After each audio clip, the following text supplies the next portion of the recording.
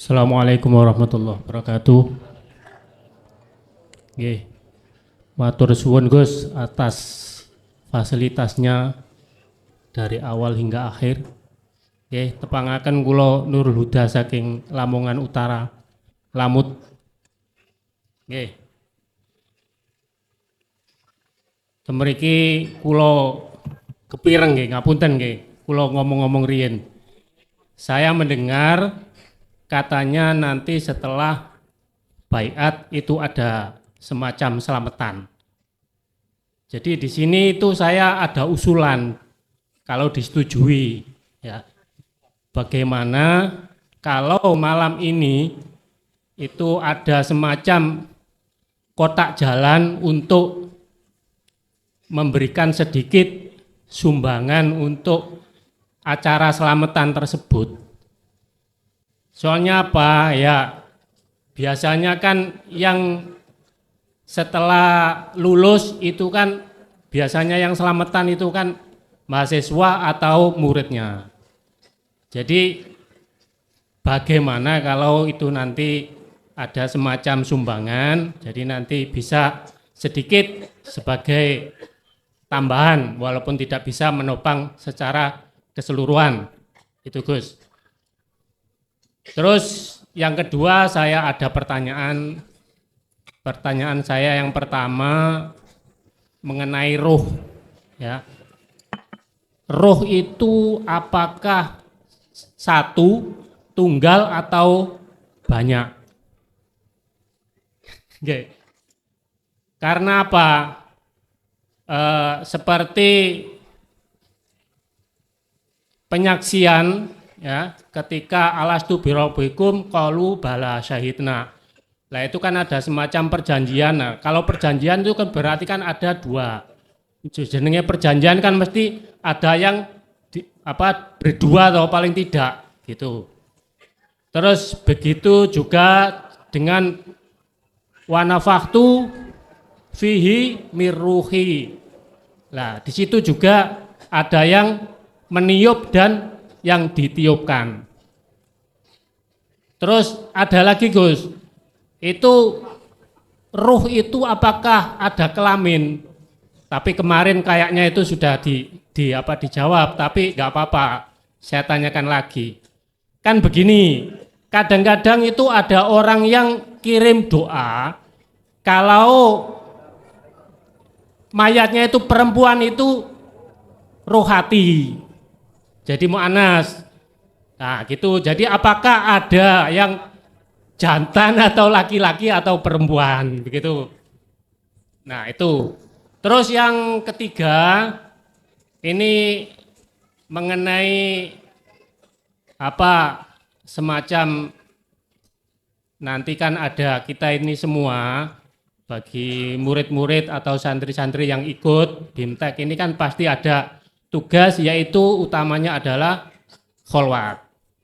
Nah, di sini yang saya tanyakan adalah apakah di dalam BIMTEK ini ada semacam tutorial khusus Madein Jaya Baru begitu.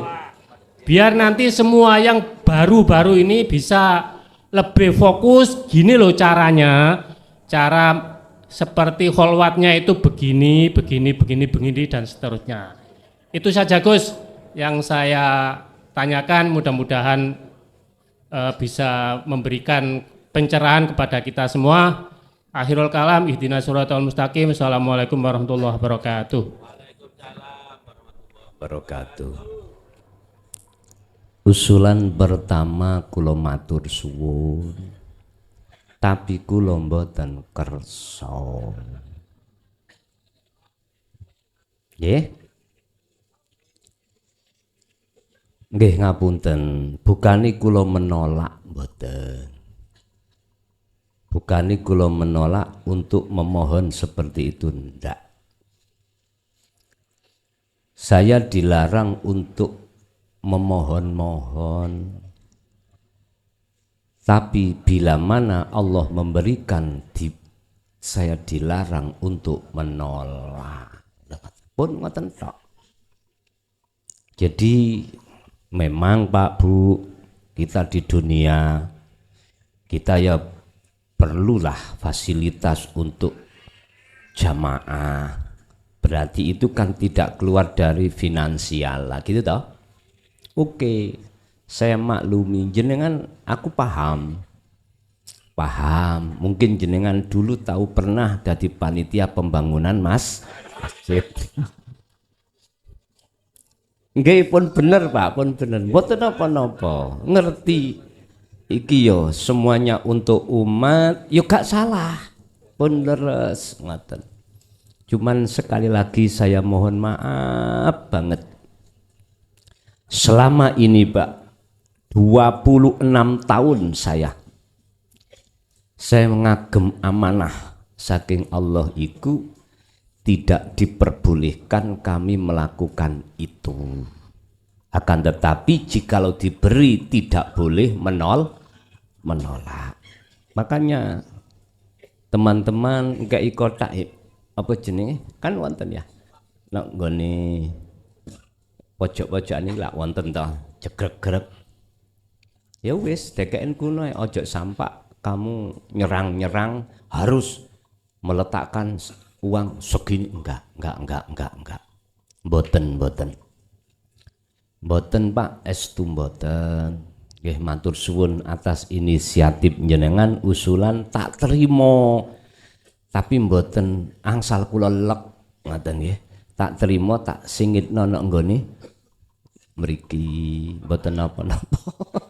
Pun itu setunggal, matur suwun sangat saya ucapkan. Yang kedua terkait masalah apakah ruh itu berkelamin. Apakah ruh itu ada laki, ada perempuan, padahal kita kalau wasilah itu khususon ila ruhi, khususon ila arwahi, khususon ila ruhiyah, wis macam-macam. Memang kalau kita bicara tentang syariah ya wonten dulur. Tondone ya jasmaniahmu iku nek lanang ya ana kerise ya ta. Mesti gawe sarung, nek sing wedok mboten enten kerise mesti gawe sewek ngoten. Apa terjemahi sarung iku kanggo nutupi barang sing nyurung, lah sing sewek nutupi barang sing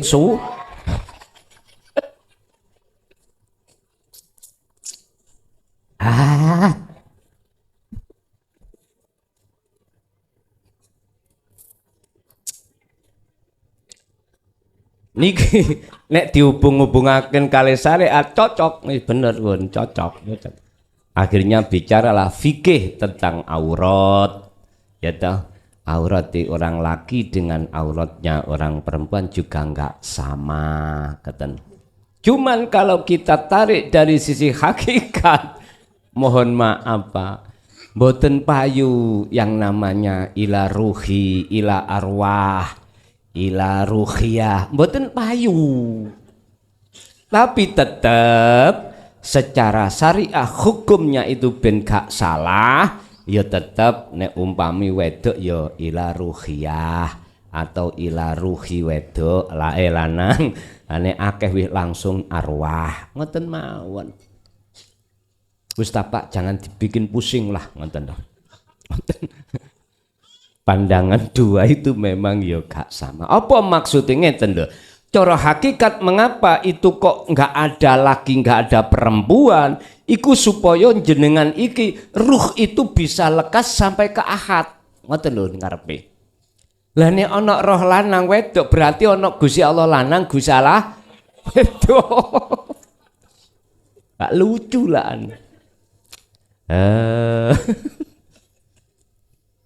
Si kula tanglet. Jenengan sampai jowe tangan. Terus sing krasa sakit roe apa jasade, Pak? Ya wis nek ngono paham ya wis ngoten. Bon. Yang ketiga tentang kholwat, Pak, tentang kholwat. Apakah di Jaya Baru juga ada sistematis praktek untuk berkholwat? Gini loh carane. Langsung praktek, mohon Pak. kula niki selama ini belum ada perintah ngoten. Tapi untuk menuju ke situ cara-caranya itu mulai dulu sudah kami jelaskan. Gini loh carane kau kholwat. Secara umum gini, secara khusus gini. Ibadah yang tidak murni gini, ibadah yang murni gini. Secara sistem mengapa itu kok harus dijelaskan, wajib untuk memberikan kefahaman sampean supaya ketika praktek itu betul-betul seperti itu. Mengapa tidak diajak-ajak bawarang lah ngoten nggih? Nyun sewu. Sampean gak tersinggung lah kira-kira. Sampean umpama ya. Dadi mbokne ayam. Terus anake ayam iku sudah kelihatan, sudah paham, sudah ngerti. Dipasik, disapih mboten? Halo? Disapih.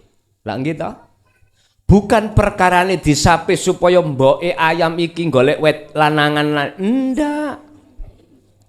Itu adalah pendidikan Anda biar mandiri. Bagaimana untuk ruh itu bisa lekas melesat nanggone Allah. Sudah dimodali gini, dimodali itu. Nek tentang Jaya Baru memberikan sistematis secara bagaimana caranya khalwat yang benar itu pasti Pak. Cuman kalau bila mana yang jenengan maksud langsung praktek bareng gini, mboten. Nggih. Mboten nyuwun sewu. Itu mengapa selama ini belum pernah kami perintahkan untuk seperti itu ada maksud Pak, ada maksud tersendiri, ada maksud tersendiri sebab jenengan kalih kula niki wangsulin nang Allah ya piyambak dibelajari sik tekan gunung ngoten. Pun apa sing diwaca tetep kami sampaikan secara khalwat yang benar, artinya yang benar itu bisa betul-betul wusul datang Allah sekalipun jenengan iki wusule iku hanya hitungan detik atau hitungan menit atau jam dan seterusnya. Karena semua itu yang berwenang hanyalah Allah, jenengan tinggal menata akhlak aja di situ. Lanjut. Assalamualaikum warahmatullahi wabarakatuh. Kula jamaah sang Temanggung Gus. Mohon maaf sebelumnya dikarenakan setiap saya dijalankan oleh Allah untuk mengikuti kajian secara langsung, hidup selalu nyuruh mempertanyakan sesuatu. Yang kami akan tertanyakan Gus, berkaitan dengan yang dinamakan takdir qobdi atau dakdi. Apabila kita dihadapkan dengan takdir yang menyenangkan, bahwa sesungguhnya saya sudah sadar Gus, bahwa lillahil masyriqi wal maghrib fa innama tu'alu asamu fa ajrullah. Tapi mengapa takdir yang dirupakan kekecewaan itu selalu dihadapkan? Apakah itu sebagai karma ataukah itu sebagai cobaan iman? Yang pertama.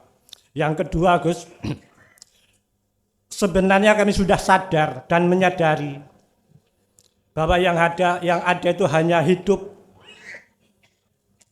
Seharusnya saya itu menghilangkan semuanya, tapi di benak hati Gus dengan sendirinya kita tidak menyadari, kita dijalankan dimanapun aktivitas apapun, di hati selalu muncul di benak hati itu anallah, anallah, anallah gitu. Apakah itu benar atau tidak? ataukah kita harus menghilangkan? Kalau kita harus menghilangkan, dengan cara apa? Saya mohon pencerahannya. Demikian kurang lebihnya mohon maaf. Wassalamualaikum warahmatullahi wabarakatuh. Waalaikumsalam warahmatullahi wabarakatuh. Saya kira semuanya itu sudah paham tentang teori. Ilmu khususnya terkait siapa di balik Qobdi dan Basti. Siapa di balik takdir yang enggak enak dan enak, tapi mengapa hati masih terasa ora kepenak, lebih-lebih ketika saat perkara yang enggak enak itu datang. Apakah ini sebagai ujian untuk menguatkan iman tauhid jenengan? Jawabannya sederhana, liyabluwakum ayyukum ahsanu amala. Jelas. Khusus apa yang Allah hadapkan terhadap kita, perkara takdir yang qobdi atau enggak enak, itu sebagai fitnah, ujian, semata-mata untuk menguatkan iman tauhid jenengan, sehingga ahsanu amala, lakune bagus di mata Allah. Betul Pak, niku untuk menguatkan iman tauhid sampean kali kula.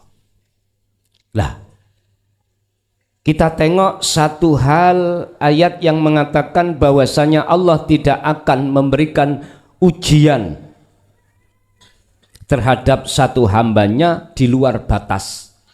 Artinya Allah menguji sesuai kadar kemampuan hambanya masing-masing. Itu maksudnya apa? Gini loh Pak, kan sudah dikatakan bahwasanya di balik semua itu ada wujudnya Allah. Oleh karena kita tidak mengindahkan seruan itu, maka sekecil apapun takdir yang enggak enak, mesti kita terpengaruh. Akhirnya mengatakan berat iki, wis gak iso mikir aku, bojoku minggat, anakku yang ngono, bisnis hancur dan lain sebagainya. Dulu waktu jaya-jayane bojo kula ngantil kayak perangku, anak yang ngono saiki wis ilang kabeh. Duh, Pak nyun sewu, kita olehnya merasa berat, kita hati tidak mau bersaksi terhadapnya. Hati kita masih bersaksi kepada selain Allah. Padahal sistem teorinya sudah dikasih tahu. Oleh karena kita kurang mau untuk berzikir dengan sesuai dengan apa seruane Allah, maka disitulah akibatnya. Terus apakah ini salah? Menurut saya ndak. Itu proses kita. Proses kita. Tapi jikalau kau menginginkan lebih baik maleh, lebih baik lagi, ahsanu amala, maka perhatikanlah apa yang sudah jadi seruan Allah. Wis ngeten mawon. Iki ojo dicoba tapi sampean cengklungi pisan. Jare wong Jawa, kuwi nek nang banyu ojo cengcing-cengcing, blesono pisan. Ojo coba-coba.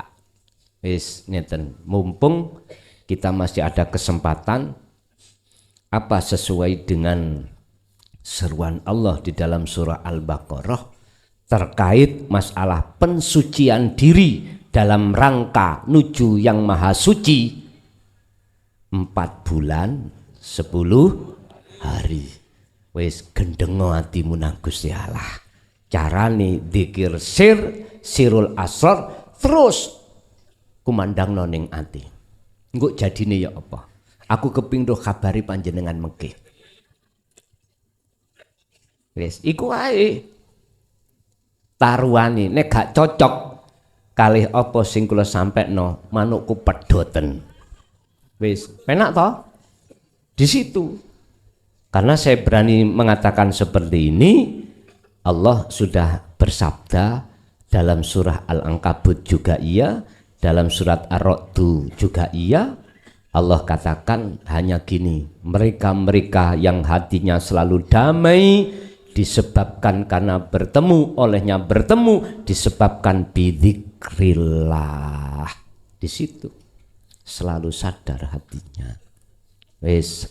Nomor 2, terkait masalah betul atau tidak. Ketika saat di dalam diri iki selalu muncul akunya Allah, tak jawab benar.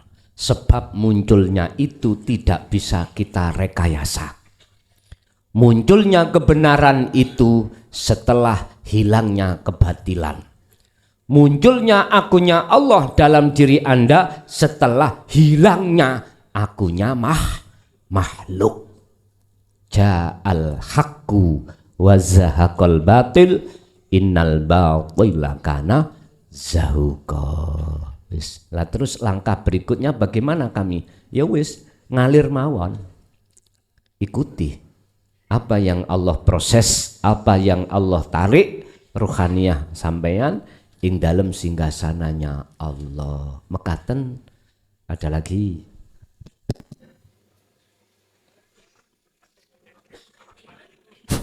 Assalamualaikum warahmatullahi wabarakatuh. Saya ini mendapatkan, mungkin kedua kali saya akan bertanya kepada Guson katanya, biar pendek. Saya nanti disangka oleh masyarakat di Bandung ini menghilang 10 hari. Thorikoh ke pesantren Jaya Baru. Sederengipun kula narosaken pertarosan menika kula ajeng ngutip ayat Al-Qur'an surat An-Nahl ayat kaping kalih. A'udzu billahi minasyaitonir rajim. Bismillahirrahmanirrahim. Yunazzilul malaikata birruhi min amrihi ala may yasha'u min ibadihi a'angdiru annahu la ilaha illa anna fattaqun. Jadi saya punya tanggung jawab nanti kalau pulang ke Bandung dapat oleh-oleh tambahan hafalan. Tiba-tiba mendapatkan hafalan yang bunyinya a'angdiru annahu la ilaha illa annahu fattaqun. Annahu la ilaha anna fattaqun. Itu surat An-Nahl ayat 2. Saya banyak bertanya kepada yang senior-senior teng riki, terusipun anggene kholwat niku onten ayat la ilaha annahu fattaqun. La ilaha anna fattaqun. Niku ingkang kaping setunggal. Dados kula ajeng taken teng Gus Son niki ajeng taken asal usul uslub asbabun nuzul ayat menika ditunjukkan kangge sinten? Kangge nabi napa kangge ruweh orang-orang yang bertakwa. Niku ingkang kaping setunggal. Yang kedua, saya titipan pertanyaan dari saudara-saudara kita yang di sini tentang mercon terusipun. Kula menika pun tumbas, tapi dereng ngertos artinipun. Cuma perkiraan saya, jadi kalau menabuh mercon ingkang mabur niko mungkin gambaran ruh kita badhe diantarkan dumateng alam musakhafah. Mungkin atas ngaten. Itu mungkin, Gus. Dados bapak-bapak teng mriki kathah sing tanda tanya apa maksudnya. Tapi kira-kira nek kula sing pun kholwat mungkin badhe diantarkan teng alam musakhafah. Musakhafah, muhasabah. Nggih, alam lelembut. alam lembut. Terus terang mawon kula Gus. Kula dereng mengikuti YouTube tapi kula diajak tengah masa kula. Patumian mau ikut. Tapi kula dereng gadah persiapan. Ayo ikut saja, yang penting ikut. Nggak usah mikir-mikir yang lain. Ongkos tinggal duduk, di mobil tinggal duduk, nggak usah mikirin apa-apa. Berangkat saya Gus. Alhamdulillah sampai di sini. Itu yang kedua. Sebetulnya ada yang ketiga tapi terlalu panjang nggak ya? Satu lagi aja Gus. Saya di Bandung ini banyak holakoh Gus. Ada yang namanya NU, ada Muhammadiyah, ada LDII, ada Persis, ada Muhammadiyah. Di masjid itu jadi satu Gus. Jadi imamnya ada Salafi banyak. Jadi imamnya kalau subuh itu yang tidak kunut 4, yang kunut 4. Tapi mboten nonton pernah pertentangan niku Pak, teng Bandung niku. Sing setunggal niku Dr. Haji Absep Ramdan MSI, guru besar teng Unisba. Ingkang setunggal Dr. Haji Mukhtarom, guru besar teng Unpad. Setunggal malih Dr. Daji MAG, kepala sekolah SMA. Namun kula sing mboten gadah tetel Pak. Kula mlayu mriki terus saya teng mriki mboten nonton aku-akuan. Mboten nonton titel, mboten nonton ustad, mboten nonton haji. Nggih sami mawon. Dados kula semangat mriki. Dados sing kula ajeng tang letaken sing nomor 3 niki Guson. Kula niku rumangsa Islame abal-abal, soalnya melebet. Wonten pengajian Persis kula melebet. Wonten pengajian Salafi kula melebet. Wonten pengajian Persis kula melebet. Wonten pengajian Muhammadiyah kula melebet.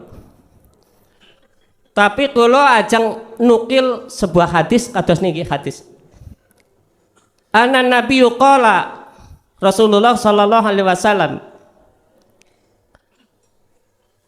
man salaka falaihi bi ilmi sahalallahu tariqa ilal jannah. Barang siapa mendatangi majelis taklim atau majelis ilmu atau majelis dzikir yang seperti ini Pak, Bu, ini majelis ilmu. Sahalallahu tariqa ilal jannah, maka kaum itu akan dimasukkan ke dalam surganya Allah. Mudah-mudahan yang hadir di sini semua termasuk ahli surga. Itu bagus. Mungkin kalau saya terlalu lancang mohon maaf. Saya ini suka beledak-beleduk soalnya kula niku saking Cilacap. Kados bledak-bleduke niku Pak Prabowo ngantos ngendika ndasmu. Jadi kula mohon maaf sama bapak-bapak dan ibu-ibu. Dan yang terakhir saya ucapkan terima kasih atas pelayanannya. Barangkali besok saya tidak mengucapkan terima kasih. Kami dari semua jamaah ini mengucapkan terima kasih kepada Guson atas segala pelayanan. Dari mulai makan, tidur, sampai segala pelayanan kami ucapkan terima kasih. Mudah-mudahan Allah memberikan balasan yang lebih dari apa yang sudah disodakokan kepada kita semua. Jazakallahu khairan katsira. Wassalamualaikum warahmatullahi wabarakatuh. Surah An-Nahl ayat 2, apakah itu hanya untuk Kanjeng Nabi saja? Ngoten nggih? Jawaban secara ringkas, andai kata itu hanya Kanjeng Nabi aja, gak usah ditulis. Berarti ditulisnya wahyu ini dengan bentuk tertuang di dalam Al-Quran surah An-Nahl ayat 2, siapa yang membaca dan melihat, ya termasuk kita. Apa asbabun nuzulnya? Ringkesi, sebab atine menungso podo petengkap. Hatinya manusia di luar takwa. Hatinya manusia, ruhnya itu jauh dari kebenaran, atau ruhnya manusia itu telah khianat pada Allah. Mana maksudnya ayat itu? Yunazilu nurunake sapa Allah. Maksudnya nggih sing den turunake nggih ayat wahyu. Kepada siapa? Al malaikata, terhadap malaikat. Berarti statusnya iki sesuai dengan syariat, wahyu teko Allah, dari Allah dibawa malaikat. Al malaikatu ay Jibril, al Jibrila, malaikat Jibril. Biruhi kelawan gawa wahyu. Ngoten niku. Min amrihi saking perintai Allah. Berarti malaikat itu langsung membawa wahyunya Allah disampaikan terhadap Kanjeng Nabi atau terhadap kita. Alaman ing atase wong yasau kang ngersakake sapa Allah ing man. Berarti hanya hati orang yang mau menerima nur tauhid. Paham? Oke. Makanya di sini memakai nakiroh mayyasha. Jadi siapapun, umum siapapun, untuk siapapun, tidak hanya untuk Kanjeng Nabi tok. Lah di antara man iku rupane min ibadihi, saking piro-piro hambane Gusti Allah. Bon. Rupane di wahyu iku annahu la ilaha illa ana, ananging di depannya ada kalimah yang sifatnya adalah warning, peringatan. An andiru ing yen to ngelingake, yen to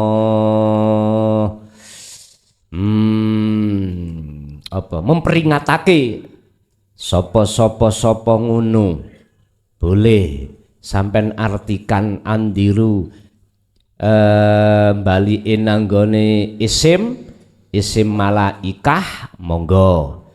Anahu ing sak temene wahyu, rupane wahyu la ilaha, yaiku ora ana pangeran sing wajib disembah illa ana, kejaba ingsun.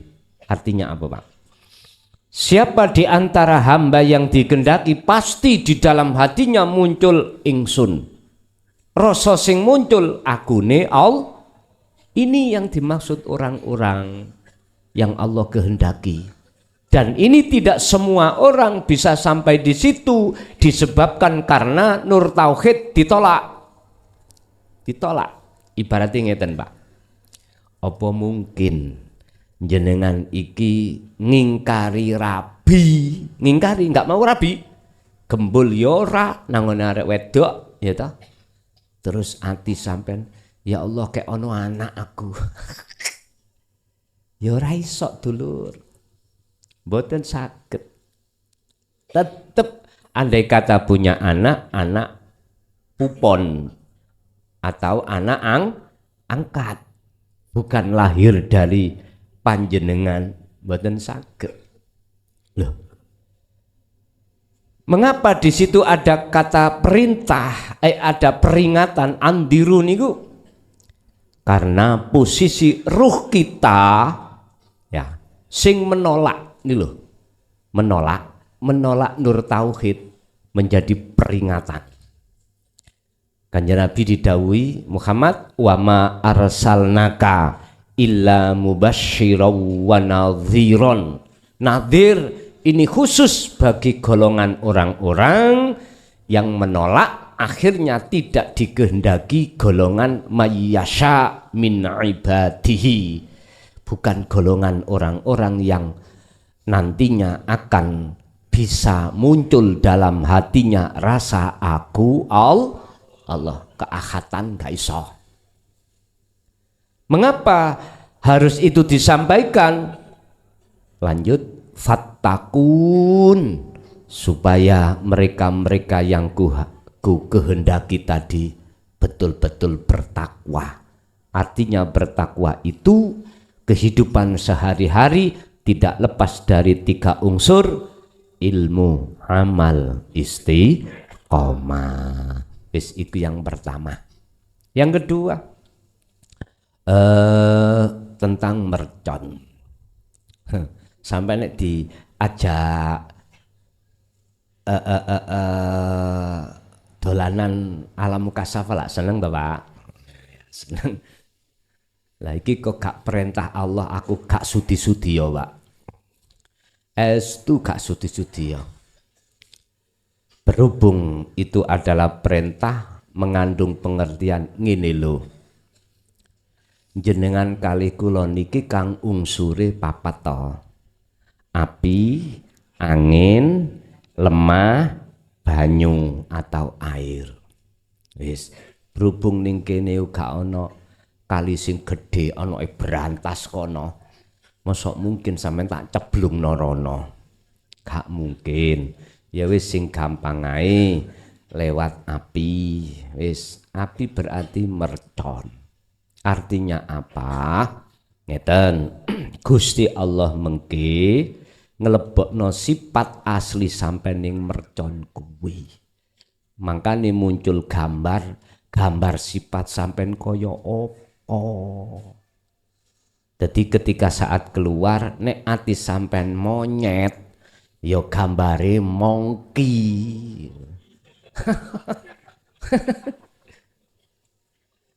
Nek ati sampean kali kula sipate wis macem-macem lah. Apakah di situ nanti nggih kula diweni weruh nang Allah? Ya wis urusane Allah. Sing penting kula nindakno perintah Allah. Mula mengapa saya suruh untuk jenengi. Wis mercon iki jenenge sapa? Misale Kang Dul, ya tulisan ambek sepidol Kang Dul. Ngoten lho. Jadi iki wis ngumpul sedaya mboten? Wis pokoke tak batesi meneh aku. Aku gak gelem nyemplung nek gak meneh. Mun aku nyemplung saiki meneh ana kaya teko. Waduh, mbaleni maneh sing durung. Ya wis tak kei jam ya. Tak kei jam. Sesuk besok niku notone jam pinten pengurus? Biasa jam pinten notone niku? Halo pengurus, endi? Jam 10. Berarti sebelum jam 10 katakanlah jam 9 aku kudu napaki wifi ke. Wis dadekno siji ning gudang ndi terserah. Dadi engko jam ndukur 10 konsekuensi Pak ya. Gak tak terima ya. Konsekuensi lo ya. Wis tak kasih tahu terakhir jam 9. Deal jam 9 siang besok mercon harus sudah selesai. Dikumpulkan. Jadi saya tidak akan menerima mercon berikutnya. Wis.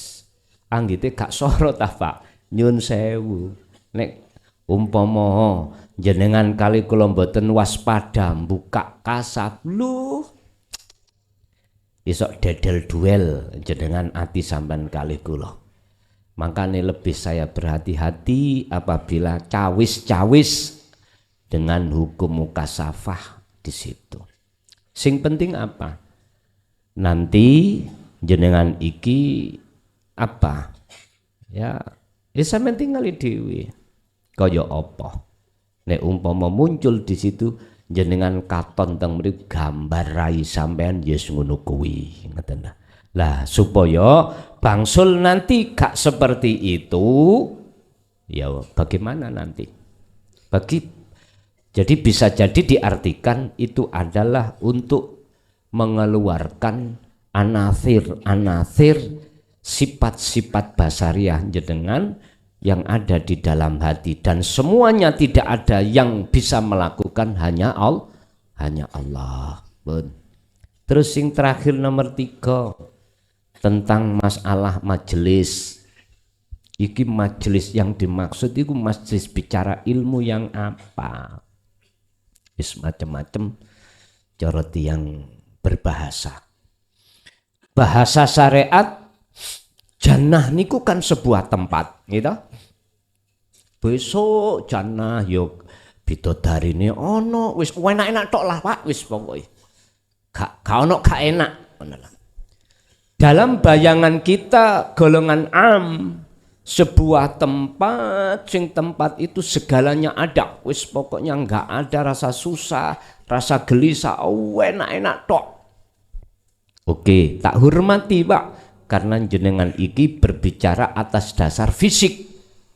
Kalau fisik berarti ngapunten yo si ono lanang ono ada laki ono perempuan makane sesuk yo kuwi iku diwenehi disiapi bidodari pitu iki gak tahu gak perawan kabeh esuk kok gawe ala sore wis perawan maneh aku le mikir Pak kira gak beset ta manukku ngapunten gak kathah iki guyon lho Pak ya guyon. Oke, saya hormati dan itu juga punya hujah sendiri. Tapi saya mencoba berpendapat tentang surga di sini dan majelis ini secara hakikat sesuai dengan hadis Rasulullah juga katakan tentang utlubul ilma. Apa? Sebuah ilmu. Kalau boleh saya katakan itu loh majelis yang buat bahas khusus tentang pendidikan hati rohaniah kita kepada Allah. Ilmu ini memang sitok gindil. Hanya satu ilmunya yang dimaksud di sini adalah dinit tauhid. Ini oh berarti majelis-majelis yang berbicara ilmu yang lain gak masuk son.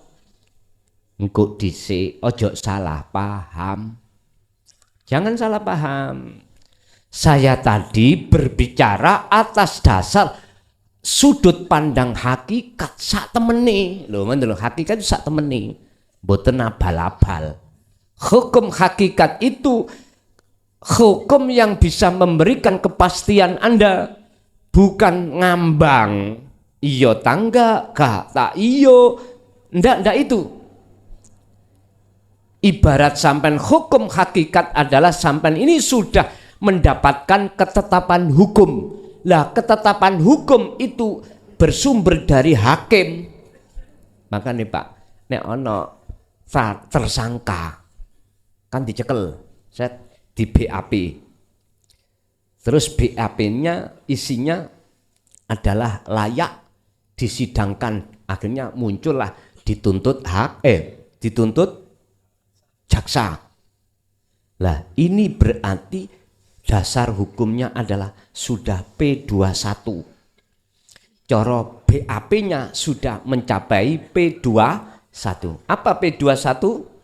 Paham Pak? Mlebu penjara sik cek ero ngoten lho. Utawa sekolah. P21 iku lengkap. Saksi oke, ya toh. Alat bukti juga oke. Sinkron semuanya. Berarti status kita itu asale saksi, akhirnya tersangka. Wis.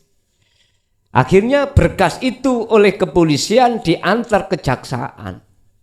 Diteruskan kejaksaan. Nah, kejaksaan mempelajari BAP-nya si A misalnya, oh ya layak. Akhirnya dimasukkanlah nang LP sebagai titipan tahanan. Lha ngoten. Nang LP titipan tahanan sambil menunggu masa sidang. Dari jaksa mengajukan terhadap hakim layak ini disidangkan. Iki mboten ada rekayasa lho Pak ya. Saya bicara nggak ada rekayasa. Nggak ada rekayasa. Iya nek iya, gak nek gak. Ngono. Iya nih sebab alat bukti meyakinkan dan lain sebagainya. Akhirnya hakim menyidang. Bla bla bla bla sesuai dengan pasal ini, hukum pidana ini jatuh hukumannya 3 tahun. Nah, akhirnya klason kena 3 tahun, nyonyor tagak kon ya. Dituntut oleh kejaksaan 6 tahun. 6 tahun. Lalu di hakim jatuhnya 3 tahun. Wis nyonyor tagak konson ngene. Ya bapak nyonyor tak lakoni gini aku. Bapak Ibu hadirin, kalau saya sudah diputus no hakim berarti namanya ingkrah.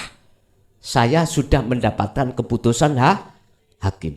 Ketika 3 tahun itu tidak bisa dilongi 1 hari pun nggak bisa. Kecuali dapat remisi. Nah, biasanya Pak remisi ya. Itu bulan Agustus 17-an ngaten. Iku nek diiyani karena muklason gak teli, gak dirutuhno Pak remisi. Ya sik wutuh 3 tahun. Terus hari raya dapat remisi. Berhubung klason sik ndablekai dari pihak Menkumham gak rutuh Pak. Terus berarti 3 tahun wutuh. Gak boleh 1 hari lebih kurang nggak boleh, wajib 3 tahun. Lah Pak Nyun Sewu, andai kata sudah habis, kula bertahan enak ten mriki Pak De, mangan yo diwenehi, turu yo dijogo, nggak iso, tetap harus itulah namanya ketetapan hukum pasti. Hakikat itu seperti itu, hukum pasti. Beda kalau kita masih di syariat memakai hukum insya Allah. Apabila Allah mengendaki benar ya benar, mlebu swarga swarga, nek enggak ya enggak. Lho ngoten Des. Terus jenengan, mungkinkah Anda itu hidup di atas hukum yang tidak tertentu? Gak jelas. Muring-muring Pak, dancuk kuwi kula nirakno Mbah Yai. Mas Tani ngukumi syariat gak pasti piye. Nah, empun muring-muring dhisik dulu. Empun muring-muring dhisik. Itulah akibat mengapa di dalam hati kita masih ada selain Allah, pasti ada di situ. Iya nek gak nek yo. Iku wis mesti ngoten niku. Tapi kalau sampean sudah jatuh di lautan hukum hakikat, jawabannya kalau iya mesti ya, kalau tidak mesti tidak. Sehingga majelis yang dimaksud di sini dari sudut pandang hakikat adalah majelis yang digunakan untuk taklim muta'alim, belajar mengajar tentang ilmu tauhid. Titik. Disinilah fadkhulal jannah. Artinya Allah mengapa Kanjeng Nabi mengatakan itu mesti surga. Karena memang disitulah tempat Anda akan menentukan surga dan tidak itu di situ. Innama yataqabbalullahu minal muttaqin. Sesungguhnya amal ibadah yang hanya Allah terima di sisinya hanyalah amal ibadah yang bersumber dari hati seseorang yang bertakwa. Makanya diperintahkan untuk alla ilaha illa ana supaya fattakun, supaya hati jenengan estu tergolong orang yang bertakwa. Lanjut.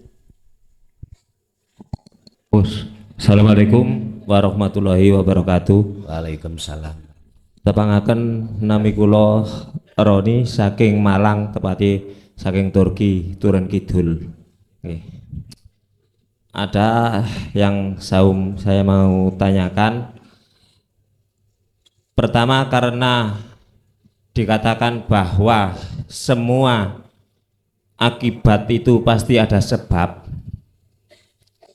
Yang saya tanyakan kejadian tentang Nabi Isa.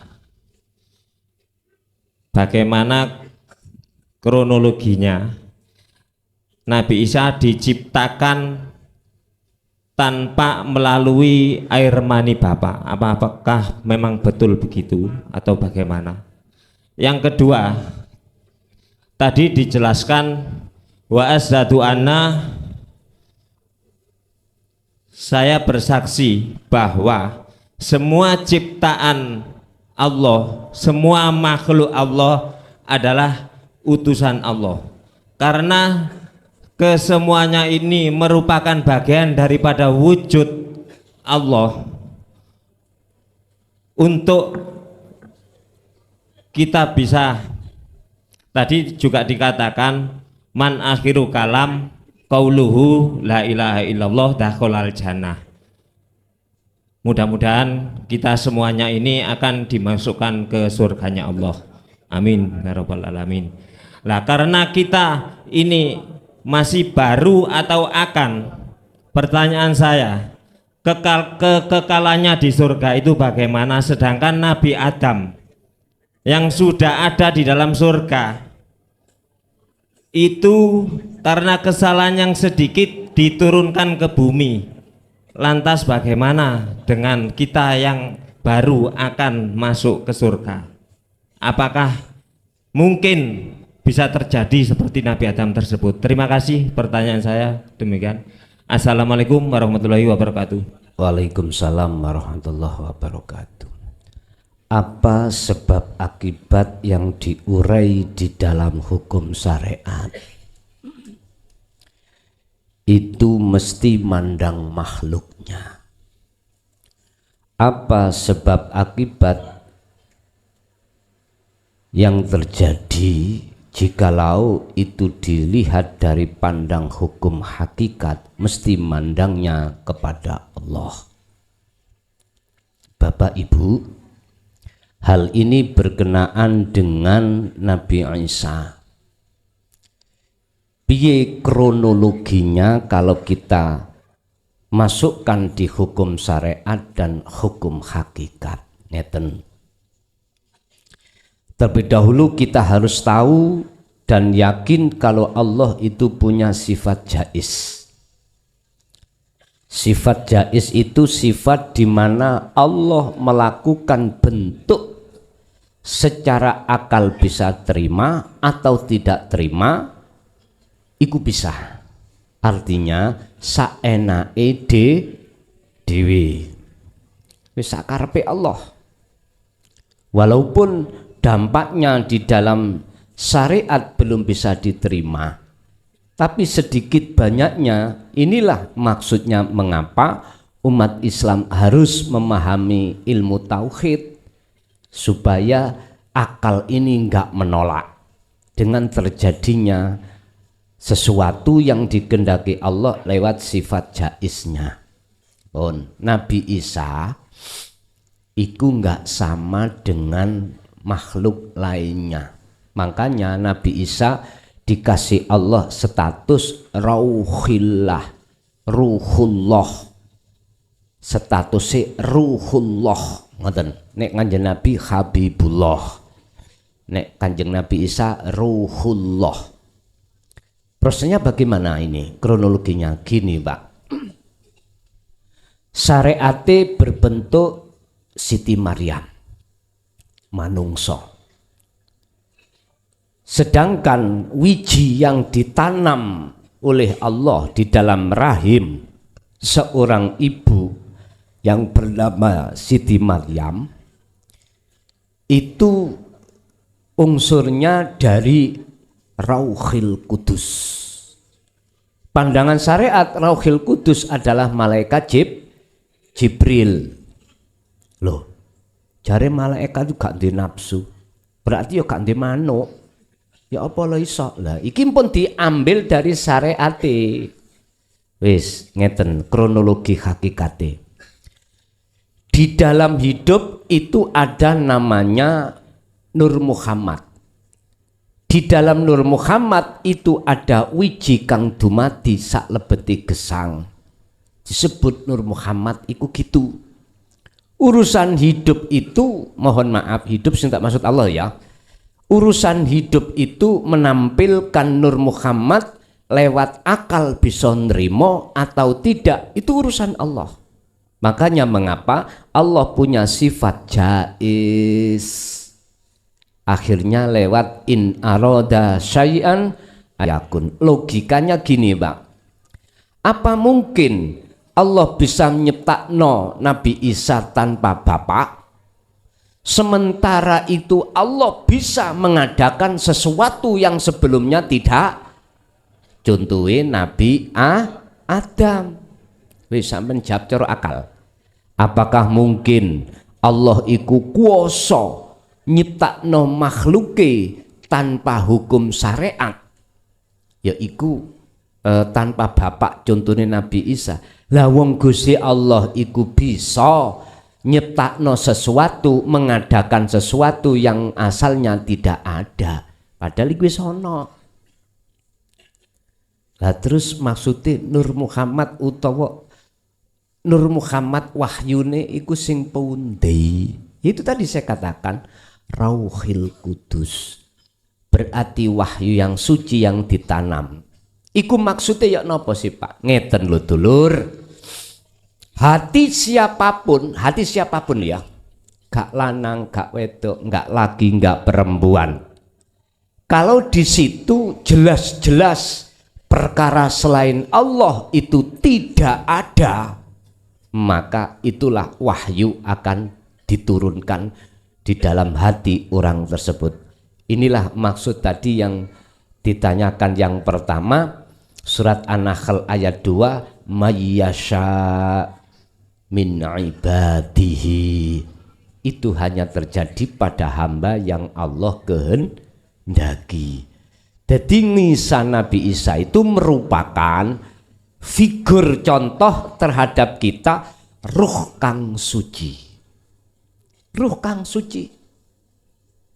Dikatakan ruh yang suci karena ruh itu sudah tidak lagi berinteraksi dengan kesenangan dunia selain Allah, itu maksudnya. Lah, andai kata ruh yang tidak suci maka disebut jiwa. Ya ayyatuhan nafsul mutmainnah irji'i, akhirnya perintah kembalilah pada kesucian Anda.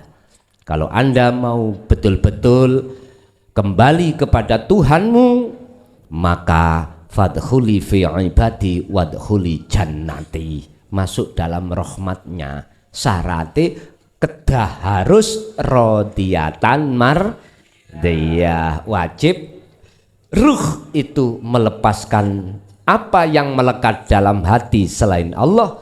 Akhirnya jiwa tadi disebut ruh.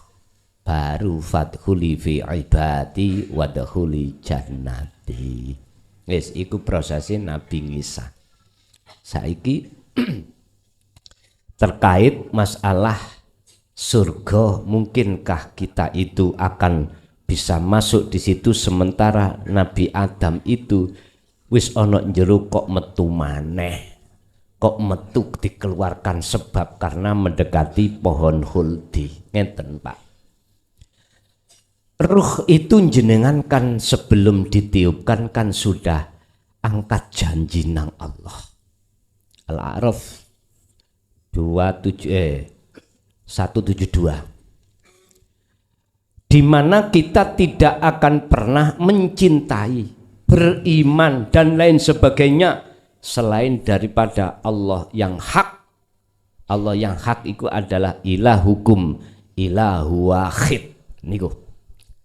Tapi ketika saat kita akil balik, baru kita mendekati kesenangan dunia. Itu sama halnya ceritain Nabi Adam. Nabi Adam ada di surga, sudah diingatkan Allah untuk tidak mendekati pohon.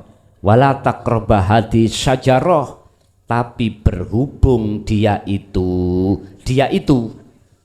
mendengarkan seruane iblis, maka lalailah dia dengan peringatan Allah. Sementara kita melalaikan. Mengapa melalaikan seruane Allah? Karena kena bisikane nafsu bahwasanya selain Allah itu menjanjikan. Akhirnya jangan heran kalau jenengan sudah akil balik, baru ati iku nyenengi iki, nyenengi itu, bersukaria dengan ini dan itu. Pokoknya intinya selain Allah. Loh, pertanyaannya, apakah mungkin kita itu akan bisa kembali ke surga padahal kita ya juga asalnya di surga? Kok iso kita di surga? Iya. Jenengan di alam kandung, jenengan gak kerja, ya dapat makan. Apapun ya dapat tai. Bahkan sudah dilahirkan aja jenengan iki ya dapat ASI, dapat opo. Sudah semuanya nikmatul imdad itu sudah Allah siapkan. Tapi ketika saat kita sudah akil balik baru pertanyaannya, apakah bisa kembali? Fatalaqqa Adamu mir rabbihi kalimatin fataba alaihi. Contoh Nabi Adam. Bisa akan kembali kamu, hei Adam, ke asal negerimu, yaitu akhirat, surga. Satu, dengan catatan kau wajib menerima kalimat. Inilah Pak kalimat yang kumaksud adalah dinut tauhid. Wama umiru illa liya'budullaha mukhlishina lahuddin khunafa'a. Lho niki. Iki kalimat condonge ati terhadap nur tauhid. Iku akan dilakukan prakteke wa yuqimus shalah wa yutuz zakah. Kau harus paham tentang salat. Kau harus paham hakikat zakah. Wa dzalika dinul qayyimah. Dan nur tauhid itu ada di dalam tempat yang disebut dinul qayyimah. Wa dzalika dinul qayyimah. Itu agama yang lurus. Mana agama yang lurus? Agama yang didik hati manusia tentang keesaan Tuhan. Allah katakan innad dina indallahil Islam.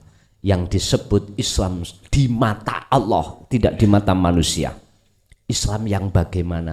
Inilah Pak yang dimaksud. Agama yang diridani oleh Allah adalah Islam di mata Allah. Islam itu salama yusallimu tasliman, pasrah Pak, pasrah. Jadi hati sampean bagaimana bisa pasrah kepada Allah? Lah wong kita belum kembali. Ayatnya kan dawuh ngeten. Pasrah itu kau akan bisa terjadi dengan sebenarnya jikalau kau kembali ke asalmu. Wa anibu ila rabbikum. Setelah itu wa aslimu lahu. Az-Zumar 54. Lekaslah kau kembali kepada Tuhanmu. Barulah Islammu bener. Ngerti lho niki. Wa aslimu lahu, dan pasrahlah semuanya lah. Kembalikan kepada Tuhanmu. Syaratnya kudu ketemu dhisik wong pasrah iki. Pak D, saya pasrah iki nggih. Lho kudu ketemu Pak D. Kalau enggak ketemu Pak Sepi, nah, Pak Sepi, ya gak cocok ya. Bagaimana ayat itu Allah katakan min qabli ayatiyakumul azab, lakukan sebelum datangnya satu kematian. Sebab jikalau ini belum kau lakukan tsumma la tunsarun, kau kejemput kematian, kau tidak akan dapat pertolongan. Artinya ruh sampean iki dalan nuju nang Gusti Allah pintune sudah ketutup. Ibarat langit sudah ketutup. Bagaimana ruh akan bisa melesat? Wa inna ilaihi rajiun, ke negeri asal ora iso. Makane muncule ayat wa min waraihim barzakhun. Ada sanepan kalimat barzah. Wong umum ngarani alam barzah, yaiku alam bar pecah. Artine ketutup dia. Barzah itu dinding, Pak. Jadi ketutup kita. Roh ini ketutup, ya tidak bisa. Roh ini untuk melesat nanggone alam akhirat, dan ruh ini juga tidak akan bisa kembali ke dunia. Ayat ini tabrakan ambek judul lagu Ben Malam Jum'ah akeh ahli kubur mulih nang omah. Lah ngoten nggih? Embuh iki ben lagune teko ndi. Tapi Pak, ya gak salah lagu iku. Golongannya siapa yang tidak mengenal barzah? Saya kulunal ladina qalu udkhuluha bisalamin aminin. Ya sampean lihat mafhum mukhalafah dari surat Az-Zumar 54 tadi. Artinya barang siapa sebelum kematian sudah wa anibu ila rabbikum, otomatis bisa wa aslimu lahu. Kalau sudah bisa pasrah kepada Allah, maka ayat tsumma la tunsorun iku mboten kanggo.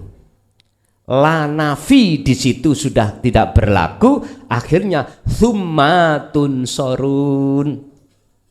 Andalah yang dapat bertolong. Bentuknya apa? Langit ini dibuka seret pun roh melesat. Pus. Di situ ada kalimah ngucap ngini, Pak. Para malaikat diperintah Allah ngucap ngini. Saya kuluna lan podo ngucap sopo mereka para malaikat. Ucapane udhuluha do mlebu sira ha ing rahmat. Mlebu sira ha ing rahmat bisalamin aminin, perjalananmu itu aman santausa, nggak ada penghalang. Istilah jenengan pulang ke rumah jasad ini mata tidak buta, jalan itu terang, aman Pak. Lurs tekan omah wis selamat. Laksana seperti itu. Jadi apakah bisa kita kembali? Jawabannya cuma satu. Allah akan menghendaki orang itu sebagai kekasihnya alias bisa kembali manakala matanya tidak buta, mata roh enggak buta, jalannya terang. Sampai Allah katakan dalam surah Al-Isra ayat 72, mangkana fi hadhihi a'ma fahuwa fil akhirati a'ma wa adzallu sabila. Sapa wonge waktu di dunia mata hatinya masih buta kepada Allah, maka di akhirat pun juga begitu. Mafhum mukhalafah artinya barang siapa saat di dunia mata ruh hatinya itu sudah tidak buta kepada Allahnya, maka di akhirat pun tidak buta. Wa adallu sabila, mafhum mukhalafah yang tadinya peteng dedet nggak bisa ada hijab tutup, lah sekarang tidak. Udah. Ya wis. Nikilah maksud daripada pertanyaan apakah kita bisa kembali. Kalau kita melihat Kanjeng Nabi Adam, fatalako mongkon gelem nrimo sapa Adamu Nabi Adam mirabbihi saking pangerane Nabi Adam nrimo apa kalimatin ing pira-pira kalimat, yaiku wahyu, yaiku nur tauhid. Fataba mongkon nrimo tobat sapa Allah kesalahane Nabi Adam hanya makan buah khuldi. Cara jenengan ati masih habis berkasih mesra dengan selain Allah terus ditinggalkan, alaihi ing atasi piro-piro, alaihi ing atasi dosane Nabi Adam. Kesalahane Adam yaitu makan buah khuldi. Jenengan hati habis bercinta pada kesenangan dunia. Monggo Bu, ada? Ibu ada? Assalamualaikum warahmatullahi wabarakatuh.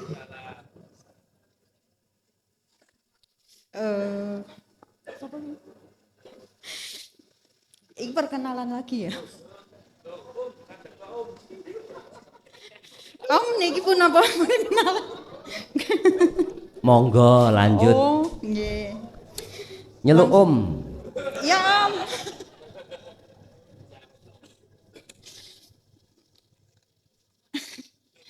Mboten kula nyebut Om niku kersane awet timur ngoten lho. Monggo sakersa sampeyan. Ya, monggo, monggo. Bismillahirrahmanirrahim. Ya langsung mawon bertanya. Kayak sudah tadi. Setelah menduduki makom makrifat, apakah roh itu tidak akan tertutup hijab? Kebanyakan yang saya amati pengalaman dari luar ya, bukan di sini, di JB sini. Itu kalau sudah satu kali makrifat, merasa makrifat, itu udah merasa lepas, oh ya diri saya itu makrifat gitu. Padahal kalau menurut saya itu masih kena hijab gitu, masih tertutup hijab. Kecuali kalau sudah selevel mursyidnya akan dengan mudah menghilangkan hijab. Yang kedua, apakah petunjuk Allah itu hanya di waktu malam hari, waktu meditasi atau zikir? Pengalaman saya bertanya tapi maaf ya. Pengalaman saya sewaktu-waktu kita bisa berkomunikasi dengan Allah itu bisa kita lakukan. Maksud saya gini ya, kita itu bisa melakukannya sewaktu-waktu berkomunikasi contoh dengan seperti ini gitu, tanpa kita rencana, tanpa tanpa batas ruang dan waktu. Jadi langsung gitu, langsung tek tek tek gitu. Jadi tanpa berpikir prosesnya, langsung cepat tek tek tek.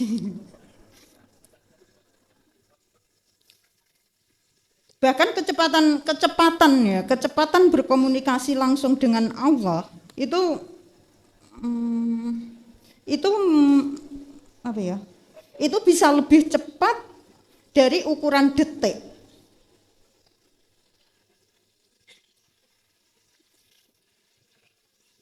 Kecepatannya lebih dari apa ya? Pokoknya cepat gitu loh. Pokoknya lebih juga seret gitu ya, langsung seret. Paham ya. Nggih.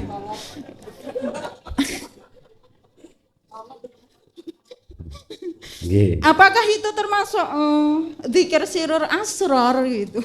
Ngaten nggih. Ya udah gitu aja, makasih. Wassalamualaikum warahmatullahi wabarakatuh. Waalaikumsalam warahmatullahi wabarakatuh. Trenggalek nggih niki wau. Nggih. Nggih, pun. Apakah orang yang sudah mencapai makom makrifat itu masih terhijabi? Jawabannya jikalau kita masih diposisikan Allah di musyahadatul fana dan kamil, terkadang iya. Makanya mengapa Allah mengatakan hatta ya'tiyakal yakin. Pegang teguh taliku itu sampai mati itu di situ. Tapi gak mungkin Allah akan membiarkan jenengan sebagai kekasihnya itu berlarut-larut terhijabi, gak mungkin.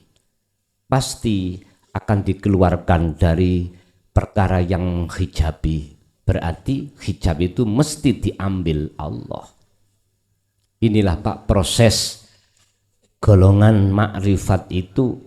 Allah terlebih dahulu menempatkan terlebih dahulu di fana dulu, musyahadatul fana, lalu kamil, lalu bako. Kalau sudah di bako, sudah ini sudah maklum artinya maklum, apapun bentuknya, taat maksiat bala nikmat itu semuanya sudah terhitung dan ternilai di mata Allah sebagai taat. Lalainya itu bukan lalai, tapi lalainya itu adalah ingat yang sesungguhnya. Kok bisa? Gini, ketika dilalaikan oleh Allah, maka hatinya kembali sopo yo sing ngelalek. Hati lo sing bicara gitu lo ya.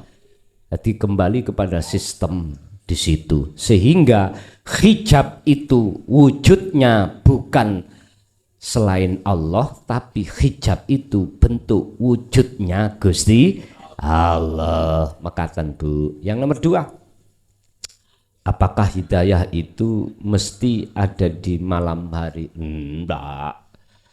Kesebut malam ketebut siang niku kan hukum syariat. Hukum hakikat nggak ada siang, nggak ada malam. Jadi siapa di antara hati mengeten tok, wa may yakfur bitauhudi yo wa yu'min billah. Jawabane yo faqadistamsaka bil urwatil wuthqa lam fisamalah. Disebut sebagai orang yang sudah tidak beriman terhadap tauhid alias berimane hanya pada aku Allah, karena dia telah memegang terus-menerus zikir kowe. Makanya mesti tak. Jadi lebih apa? Lebih cepat daripada kecepatan suara. Dan itu kan bentuk ini ngati sampean wis gak iso digambarno. Wis maro ku mengoten. Nggih. Ibu sampun sudah tasik wonten. Monggo Bu. Pisan kas Bu ya, sekali lagi. Iya. Assalamualaikum warahmatullahi wabarakatuh. Gus mau tanya, di balik surat Al-Fatihah, Gus apa namanya itu waktu buka ceramah Al-Fatihah, tutup ceramah Al-Fatihah. Saya bertanya di apa namanya itu apa channel? Kenapa kok enggak surat lainnya? Kok surat Al-Fatihah yang yang dijalankan gitu loh? Sudah gitu aja Gus. Terima kasih. Kira-kira tak jak maca Yasin kok kantek.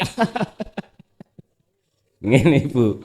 Ngeten Al-Fatihah. Itu dari kata dasar Fataha. Maksudnya apa tentang nur tauhid itu biar Allah buka hati jenengan tafauli teng mriku. Terus mengapa harus ditutup dengan Fatihah? Kula bocor laan ndukur buka nisor buka mesti nisor nutup ngono ngeten lho dulur ya.